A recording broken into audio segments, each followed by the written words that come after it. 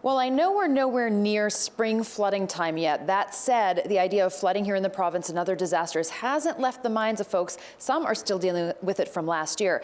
I am joined by Cheryl Baldwin, the disaster management lead with the Red Cross here in the province of Manitoba, to talk about the fact that you are thinking ahead about potential disasters here in the province and you need volunteers starting right now. So tell us about the volunteer situation that you need.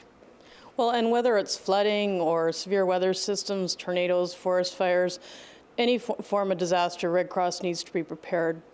It does take time to get new volunteers through the system, trained, screened, and ready to go so that they're comfortable to perform whatever role they want and works for them.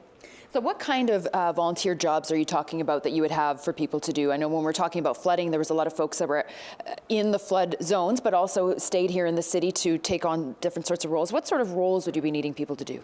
Well, it really depends what the volunteer is most interested in.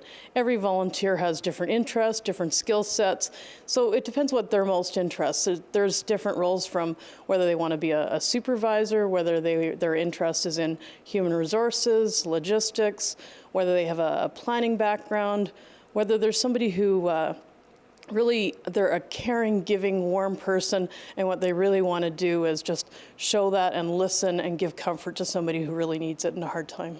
Now, I guess what people really need to understand is that, you need to be prepared ahead of time, and that you can't just say, and I know we're using flooding as an example, hey, there's something going on, I want to volunteer right now. You actually do have to get the training ahead of time. You have to get certified ahead of time. You can't just kind of walk up, sign up, and go. And that's why we're talking about this now in the winter months, even though these things could be happening later on in the year.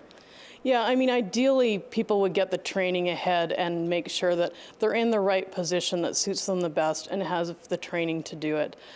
We don't want to put volunteers in roles that they're not comfortable with and be put in positions that they're just aren't right for them and don't have the skill sets to it. Red Cross wants to make sure that they're providing the best service for the clients and that the volunteers have the best experience for themselves. All right, well, if there are folks out there who are listening and they know that they could possibly become a Red Cross volunteer, there's training that goes on all the time. So let's get the information out there so people can give you guys a call and see where they're best suited and when they can get trained up and get ready.